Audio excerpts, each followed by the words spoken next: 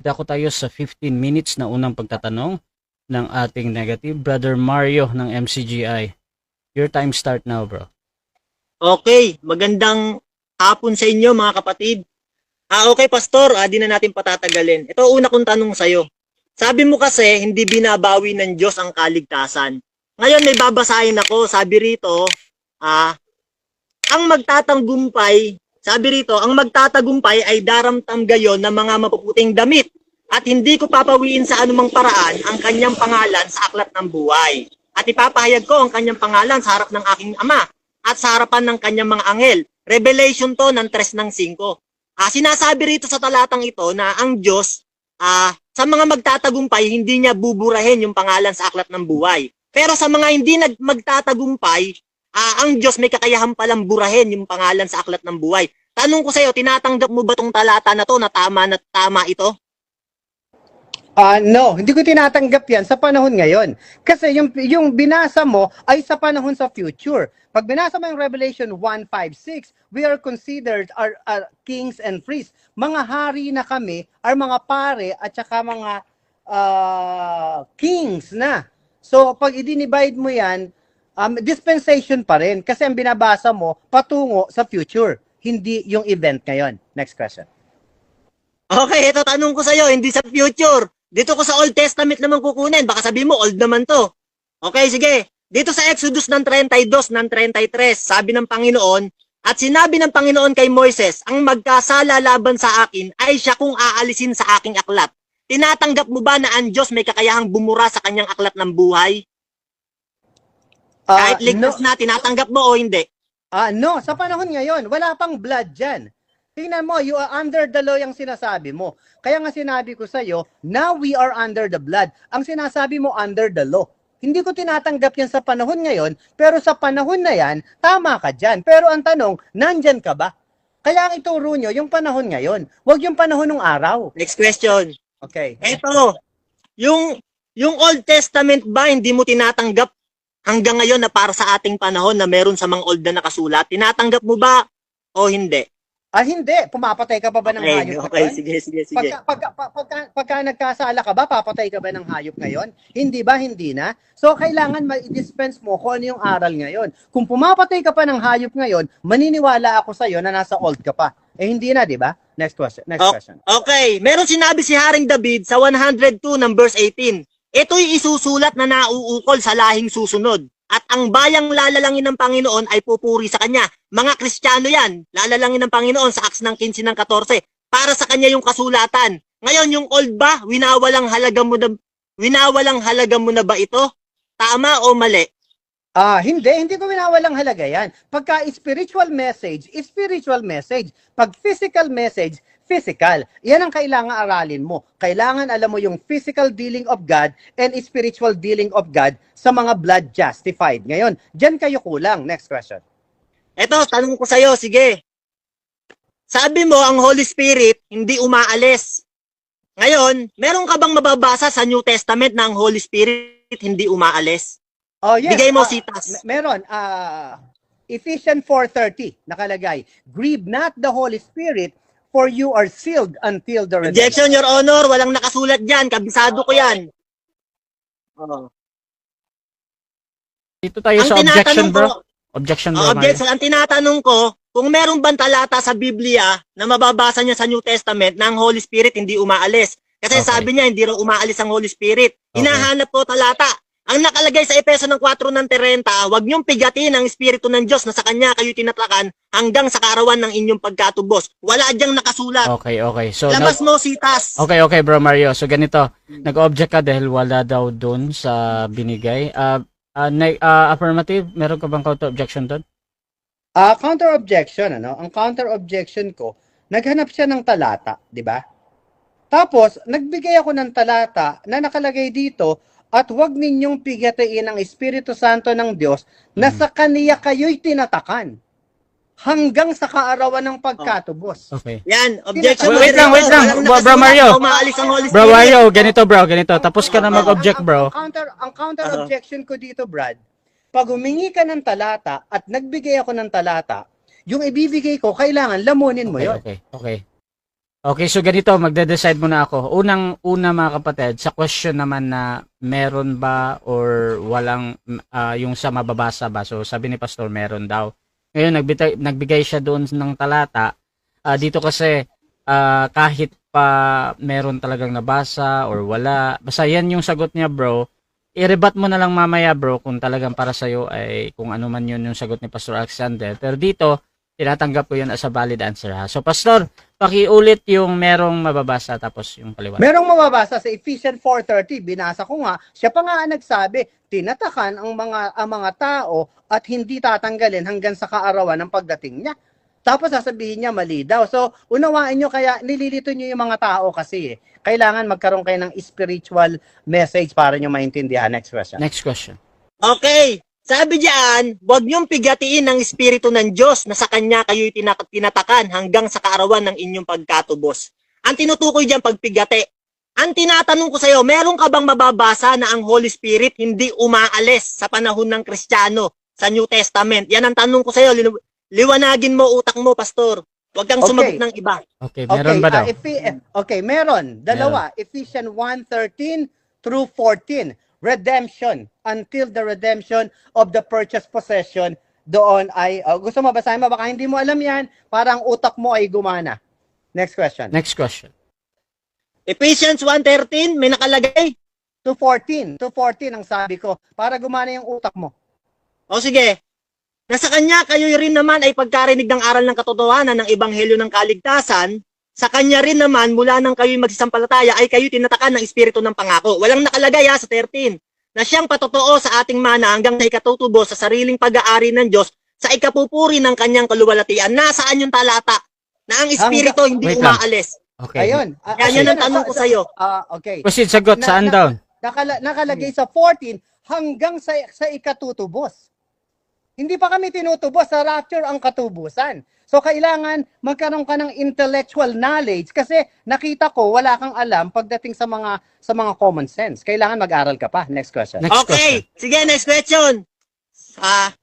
Sabi ni Haring David sa awit ng 51 ng 11, wag mo akong paalisin sa iyong harapan at wag mong bawiin ang iyong santong espiritu sa akin. Tinatanggap mo ba na ang Diyos binabawi ang Espiritu Santo at umaalis? Hindi. Kasi tingnan mo yung mga utak kasi ninyo ay nakafocus nung wala pa yung blood. Nandoon na ba yung blood kay David? May sealed na ba yon? Kaya yung mga kakultuhan ninyo, dinadala nyo ngayon, puro kayo sa Old Testament kumukuha ng aral. Kaya lumalabas kayo ng mga bastos sa blood at mga pera-pera lang. Next question. Next question.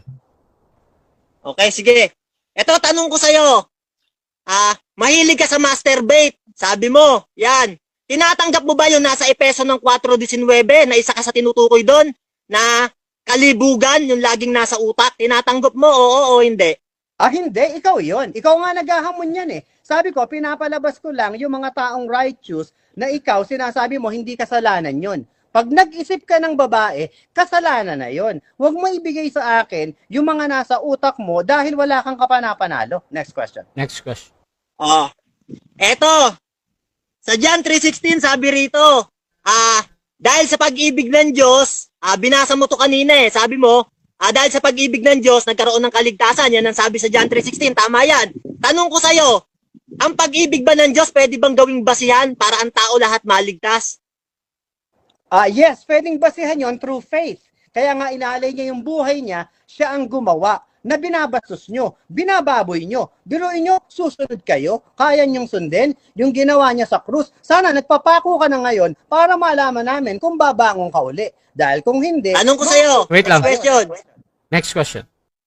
Ang pag-ibig ba ng Diyos nawawala o hindi? Hindi nawawala yan, pero kailangan makuha mo yan by faith. Ang pagmamahal ng Diyos sa atin ay nandyan lang. Kailangan makita mo yon. Hindi nyo makita sa pera-pera kasi ang pinipreach nyo ay katalinuhan ng utak nyo na pagsunod pero hindi mo naman kaya. Mamaya lalabas sa next question. Mo. Pag nabasa ko sa'yo ang pag-ibig ng Diyos nawawala, tatanggapin mo, mali ka at sinungaling ka? Time stop muna. Bro, hindi ko yan pinapayagang maitanong, bro, yung challenge question na yan. So, proceed ka sa next question, bro.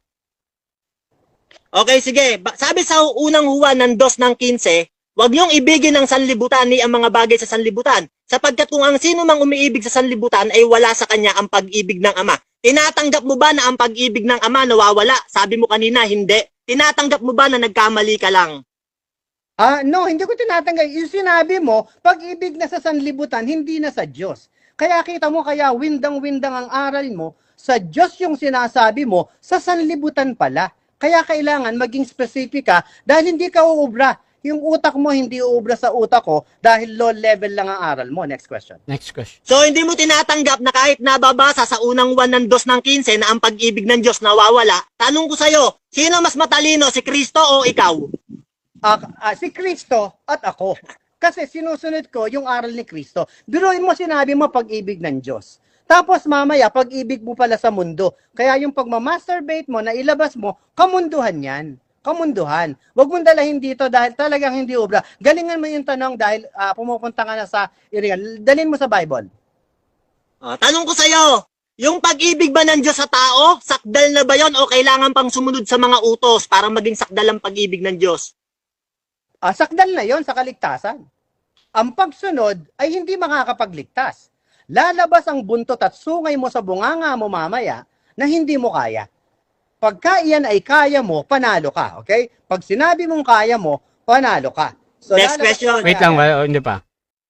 Lalabas mamaya sa bunganga mo yung buntot mo na kayong Next dalawa question. ni Soriano pagbubuhuling ka. Okay, sabi mo, sakdal na yung pag-ibig ng Diyos. Ngayon, kontra ka sa Biblia. Sabi sa unang 1 ng 2 ng 5, ang tumutupad ng kanyang mga salita ay tunay na sa kanya ay naging sakdal ang pag-ibig ng Diyos. At dahil nga dito'y nalalaman natin na tayo'y totoong nasa kanya. Sabi ng Biblia, yung tumutupad ng salita ng Diyos, naging sakdal sa kanya ang pag-ibig ng Diyos. Tinatanggap mo ba na nagkamali ka na naman sa iyong sinabi? Na ang Hindi, pag-ibig ng Diyos hindi. ay nagiging sakdal sa utos?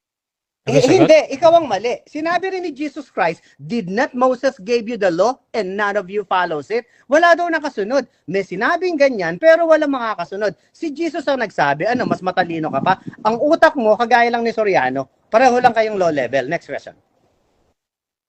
Okay. Sabi mo kanina, eto tanong ko sa'yo, meron ka bang mababasa na once saved, always saved? Maging totoo lang tayo, letra por letra sa Bible. Meron o wala? Sagot.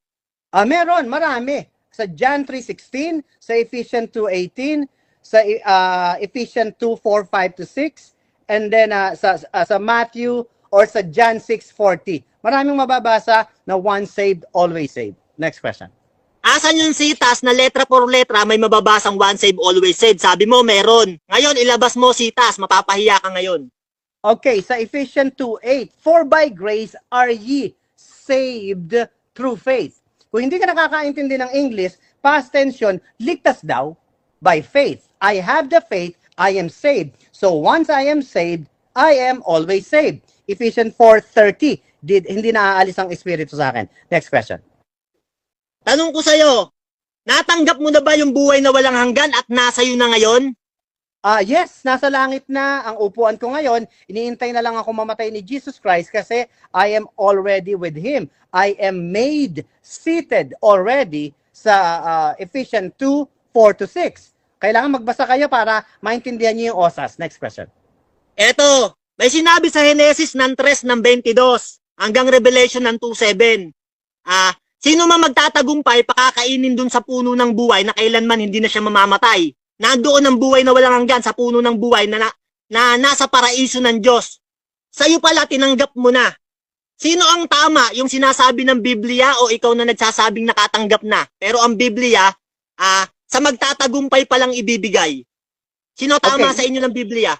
Yung sinasabi ng Biblia ni Jesus Christ kay Paul sa panahon ng blood. Kasi yung binasa mo, Millennial Kingdom sa Genesis at Revelation. Kung papansinin mo, meron pang 1,000 Millennial Kingdom at nandoon yung tinatawag na Tree of Life na meron ding katapusan yon kasi meron pang New Jerusalem. Kulang ang aral nyo. Kulang-kulang kayo. Ang mga aral nyo nila Soriano ay pera-pera lang kasi. Ngayon, sabi sa Revelation ng 2:7, ang may pakinig ay makinig sa sinasabi ng Espiritu sa mga iglesia. Ang magtatagumpay ay siya kung papakainin ng punong kahoy ng buhay na nasa paraiso ng Diyos. Sa Biblia, yung magtatagumpay, doon palang matatanggap yung buhay na walang hanggan. ikaw natanggap mo na. Ngayon, tanong ko sa'yo, mas matalino ka pa ba sa Biblia? Yes, kasi ang katilinuhan ko ay nasa aral ni Kristo under the blood. Kasi yung inaral mo, Talino hindi ka na sa dispensation para Yes, sa blood. Para sa mga kulto na mga dadalhin sa impyerno. Magkakasama kayo ni Soriano. Akala mo ba nasa langit si Soriano? Sunog na ngayon yun, iniintay ka na lang. Next question. Ngayon, tanong ko sa'yo, sa John 15:6, sabi ni Kristo, kung ang sino mang hindi mananatili sa akin ay matatapong tulad sa sanga at matutuyo at mga titipunin at mga iahagi sa apoy. Tama ba si Kristo pag hindi nanatili sa kanya, itatapon? Ang kaligtasan nawawala, sabi niya. Tama ba siya, Yeah. mali? Tama siya dyan. Pero yan ay sa future Time. event. Kasi ngayon, 50 blood minutes is time. salvation. Okay mga kapatid, so dyan nagtatapos ang ating unang pagtatanong ng ating negative.